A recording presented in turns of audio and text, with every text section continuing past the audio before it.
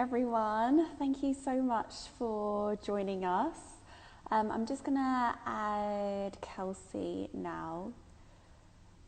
So the meditation this morning hey Kelsey, is about learning to love the things that you forgot to love. Oh, hi Kelsey, good morning. Hi. How are you doing? So good, so good. I know we're in a short time frame today, so I'll let you introduce our meditation. Oh yeah, okay, Yeah. sure. Okay, so yeah, this morning's meditation is learning how to love the things that you forgot to love. And that can be interpreted in so many different ways. But what inspired me to do this with Kelsey today was I've been hearing from a lot of people who are perhaps having the time to meditate and are realizing how important it is that they're being put off because of all the stress and the anxiety and the thoughts and the feelings that they don't want to come up when they meditate. But in my opinion, that is just part of the process, and you've just got to get through it because we've all been there, haven't we, Kelsey? Yeah. Yeah, It's a daily process. yeah, exactly, it is, and we've just got to understand that we've just got to get through it, and that is part of the process. And by doing so, we become the best version of ourselves. And yeah, we've got to realize that meditation is about the happiness and the bliss, but it's also about the perhaps unwanted feelings sometimes of like memories and maybe like stress, anxiety. And the more that we do meditate, the easier that will become. Yeah. So I love that. I'll pass you over to Kelsey now before I go on and on. I think it's so true, and I think we come into it having an expectation of what it's going to be. And for me, what I've really been relying on, especially the last few months, is sort of that connection to the teachings of Tantra. And when I say Tantra, I don't mean Tantra sex, which I think is what comes up for people, but I mean the esoteric traditions of Hinduism and Buddhism, which is more of a sort of philosophy or system around how you perceive your life. So in Tantra, they say that everything is divine and that we as humans are divine expressions of the universe. And so within that, nothing that happens to us, nothing about us cannot be beautiful and cannot be awesome. So that's kind of where this comes into the meditation practice, because it's saying that those thoughts that you're having, those memories that you're having, that's all part of the universe or your internal universe unfolding, and that's divine too. So we need all of those parts of it so that we can better understand ourselves, so that we can teach ourselves non-judgment, non-attachment, and we start to deepen these things the more that we come into our practice, because they do start to come up. And that's kind of, where I sit with those uncomfortable thoughts when I remind myself, oh, wait, these are divine too. And sometimes they don't feel divine. And we're mortal beings and we have plans and things don't go the way we want them to. Sorry, there was a little fly flying by me. But and we think, oh, this is so annoying. Like, this isn't going the way I want it to. I'm not feeling blissful this morning during my meditation, and we get frustrated. But this is reminding us that it's our thoughts that are creating the disharmony, not necessarily the circumstances. And I think there's a real freedom in that we don't have to control it, that we can't control it, and that we can soften the thoughts around it and become harmonious with what's going to happen anyways, and it's unfolding the way it needs to. Yeah, it's complex, isn't it? But it is. I guess what we're going to realize is that it's unfolding just as it's meant to, and just to keep meditating. And that's not to say that you can't feel bad sometimes. I think that it's important to be like, sometimes it's going to be shit, and that's how it's going to be today, and that's okay. We're with it. Yeah. Okay, so we'll get started then. Yeah, we will. So come into your comfortable seat. I always like to sit in a cross-legged seat. It's just sort of more comfortable for me. But if you need to sit against a wall or in a chair or in any other way, then you'll do that. I do recommend sitting upright. It seems to have a little bit of a different effect sort of on the way the energy is moving in your body. Morning, Mark. So you'll sit up nice and tall. And you want to sort of press the knees apart so that you're creating space across the front of your pelvis, and then close your eyes. So when we close the eyes, we allow ourselves to tune into our internal universe. We're constantly faced with stimulation from the external environment. And especially when we first get into our practice, it can take a moment to land. So let yourself land into that knowingness that you don't need to force anything with your practice today. How you're sitting is just right. If the mind has arrived here busy, then that's just fine. You come here and you meet yourself wherever you're at.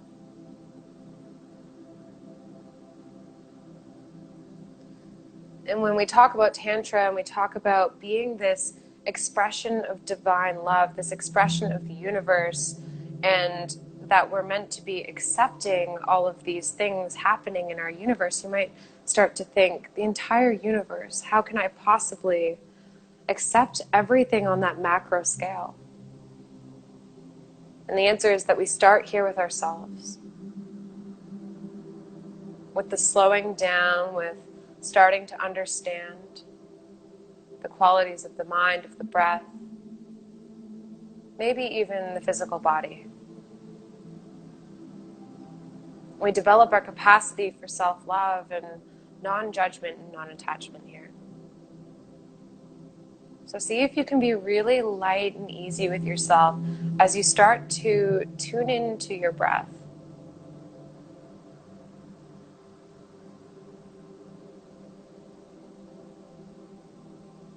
Allowing yourself to sense that sensation of the body breathing for you.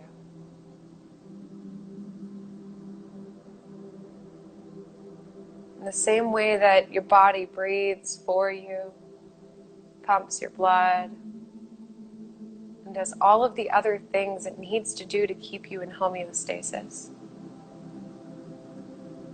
Life is also on that same vein. It's happening for you.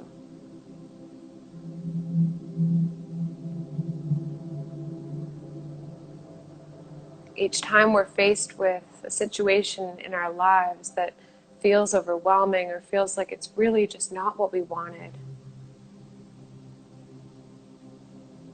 we can remind ourselves that this is the opportunity to connect within, to this space, to this stillness, to ourselves. And we can learn, and we can grow and develop this capacity for love that is completely unreliant on circumstances and unconditional.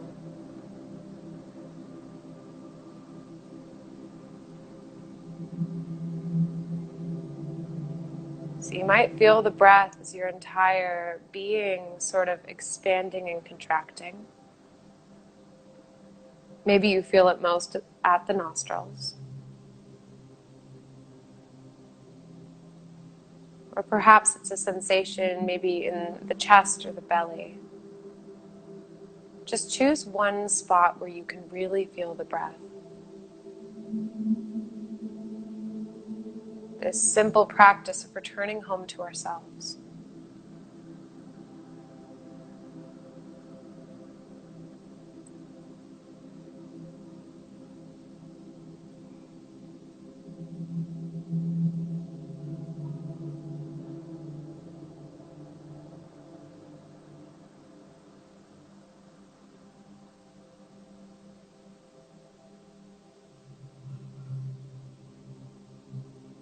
You'll notice if feelings or thoughts are coming up for you this morning. You'll see if you can be really gentle with yourself. Maybe even saying to yourself, not now, I'm breathing.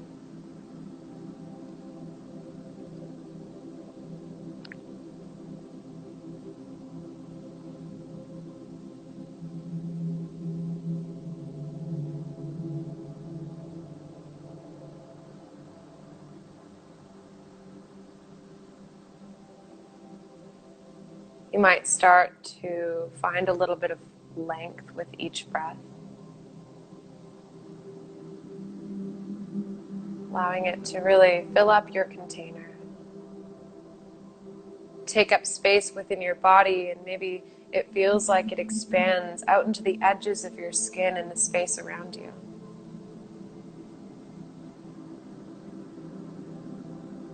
This pulsating, alive microcosm of the universe you are.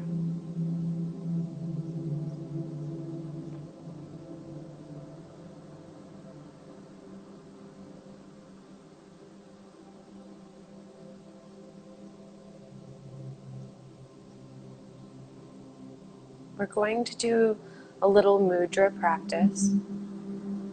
So mudra is simply a word that means hand position. That's the easy way. You'll turn your palms up with the backs of your hands on your lap. And we're just going to say to ourselves, love begins with me. And so the hand movement that goes with it is you'll touch your thumb to your pointer finger and say love. Take your thumb to your middle finger, begins. Take your thumb to your ring finger, with. And take your thumb to your pinky finger, me. We're going to do that a couple of times. Thumb to pointer finger, love. Middle finger, begins. Ring finger, with. Pinky finger, me. So you'll do that in your own time now, just a couple times, nice and slow. Keeping the breath steady.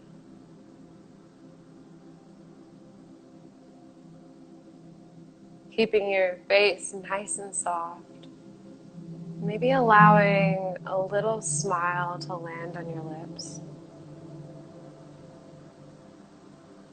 And as you connect your fingers, really feel that. So you're creating energy, you're anchoring those words, those affirmations into your body by doing this. Just a couple more times.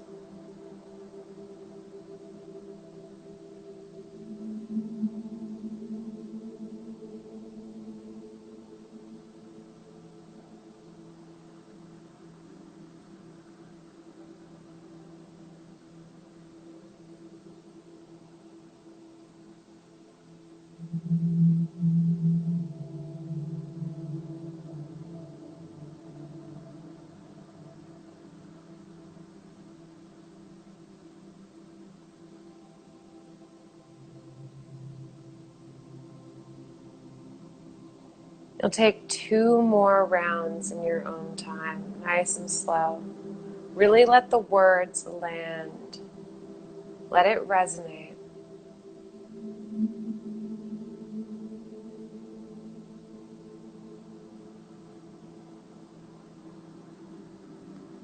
And when you finish that round, you'll take your palms to touch and rub them together. Create a lot of heat and energy here, so go a little bit faster. Faster. Take your left hand on your heart and your right hand on top of your left. And feel the energy that you've just created. So we create energy in the body, expands to the mind, and then it bleeds out into the rest of our lives. Knowing here that every detour and everything you perceive as a mistake is all part of how it's meant to be, how it's meant to unfold. And that you are beautiful and perfect just as you are. And there's no way you couldn't be, because you're an exquisite expression of love, of our divine universe. Take your palms to touch at heart center. And this morning we'll take our thumbs to our third eye, the space between your eyebrows. Lengthen the back of your neck, little bow in gratitude for our practice to coming home to ourselves. To each other and ourselves we say, Namaste. Namaste. Thanks, Oh, Nina, thank for you, having me. Kelsey. That's beautiful. That got me quite teary, that affirmation. Oh, I Love love that. begins with me. That was so beautiful. It just got me Aw, thinking as well. Yeah, you look so. I was really tired I crying. wish I was with you. I just want to give you a big squeeze. I know. I suppose I was just thinking for people that suffer from anxiety, say like they're just. I remember I used to have panic attacks, and I remember just like walking out my house to go to work, and I would just be like, "Oh, I can't do this, can't do this," and then I'd get on the Yeah, tube in London and be like, I'm literally going to have a full-blown panic attack and thought I'd like have a heart attack. It used to be so scary. yeah, And I just yeah. went back to the breath in the belly, just went back to basics. But I wonder if that would have really helped me just by sitting on the tube or whatever and just And touching. pressing. Yeah, definitely. So is that something people can That do? is, so this is actually something specific that I'm not specifically trained in, but I have anxiety as well. So it's something that I find really helpful for anxiety. It's called EFT tapping. And there are a few really good ones on Insight Timer. I don't do them, but that I've done before. And the tapping, what it does is it anchors you. So when you touch a part of your body, there's a lot of research that that suggests that it really helps your brain to anchor it into your body. So it's a real memory. It's a real, you're making it physical. You're taking something Yeah. intangible like peace and making it physical in your body. So yeah, it's EFT tapping. And people Mm. can message me if they want any good ones. I have a couple of ones that I use.